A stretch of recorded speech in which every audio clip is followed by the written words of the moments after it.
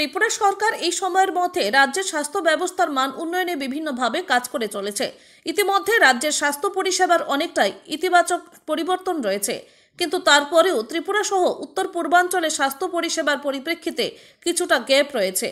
অনেকটা এভাবেই আরকে নগরে নতুনভাবে পথ চলতে শুরু করা সৃজা হাসপাতালের আনুষ্ঠানিক উদ্বোধন মঞ্চে কথাগুলো বলছিলেন রাজ্যের স্বাস্থ্যমন্ত্রী তথা মুখ্যমন্ত্রী প্রফেসর ডক্টর মানিক সাহা। স্থানীয় বিধায়ক রতন চক্রবর্তী, স্বাস্থ্য সচিব কিরণ গিত্তে সহ সৃজা হাসপাতালের বিভিন্ন স্তরের কর্মকর্তাদের সামনে মুখ্যমন্ত্রীর স্পষ্ট বক্তব্য হচ্ছে, যদি নিজেদের প্রতিশ্রুতি মোতাবেক সৃজা হাসপাতাল কাজ করতে পারে, মানুষের ভরসা যোগাতে পারে, তাহলে আগামী দিনে এটা গোটা রাজ্য সহ উত্তর পূর্বাঞ্চলের চিকিৎসা পরিষেবার মানের ক্ষেত্রে একটা গুরুত্বপূর্ণ বিষয় হবে।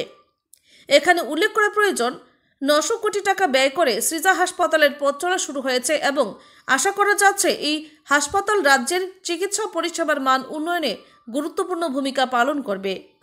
ব্যুরো রিপোর্ট, আমার Tripura express. The foundation stone, thereby marking a significant step in the history of Tripura's healthcare service.